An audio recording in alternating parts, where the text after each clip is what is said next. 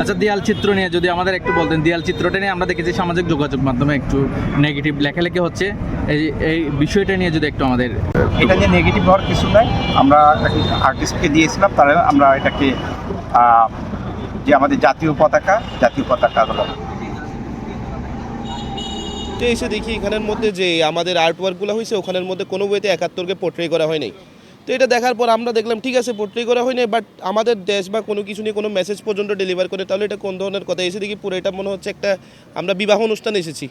এটা অনেকে বলছে পয়লা বৈশাখ, আমি পয়লা বৈশাখেরও কোনো সাইন দেখি না, সম্পূর্ণ একটা বিবাহ অনুষ্ঠান, হচ্ছে কালচারাল ফেস্ট। ভিজিটে এসে আসলে কিভাবে কাজ হচ্ছে সেটা কেন পর্যবেক্ষণ করলো না, এটা নিয়ে আসলে আমি খুবই মর্মাহত। কারণ যারা পর্যটকে একটু উদাসীনভাবে কাজ করাটা আসলে কোনো ইয়ার মধ্যে পড়ে না, তার এখতিয়ারের মধ্যে পড়ে না।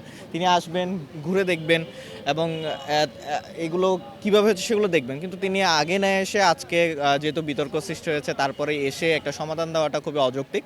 তবে তিনি আশ্বাস দিয়েছেন এখানে যে আলপনাগুলো আছে সেই আলপনাগুলোকে প্রথমে সাদা কালার করার কথা ছিল, বাট আমরা পরবর্তীতে প্রস্তাব দিই যে এটাকে জাতীয় পতাকার আদলে যাতে কিছু করা হয়। তো পরে হয়তো সবুজ এবং লাল কালারের একটা সিদ্ধান্ত তারা দিয়েছেন।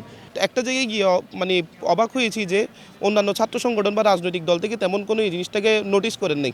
71কে পোর্ট্রে না করার এক্স্যাক্ট কারণটা আমরা বুঝছি না, বাট আমাদের জায়গা থেকে হচ্ছে আমাদের জিনিসটা এই গণ অভ্যুত্থানের পরবর্তী সময়ে এসে 71কে পোর্ট্রে না করার কারণে কি এটা কি কোনো একটা প্রশাসনের জায়গা থেকে বা ইন্টেলিজেন্সের কি একটা স্টেপ কিনা যে যাতে 71কে এবং 24কে একটার এগেনস্টে করে দেওয়া যায় কিনা সেটার উদ্দেশ্য বন্ধ, সেটা আমরা বুঝে উঠতে পারি না। কিন্তু আমরা আশা করবো তারা যে ভুলটা করেছে তারা যাতে দ্রুত সময়ে সমাধান করে।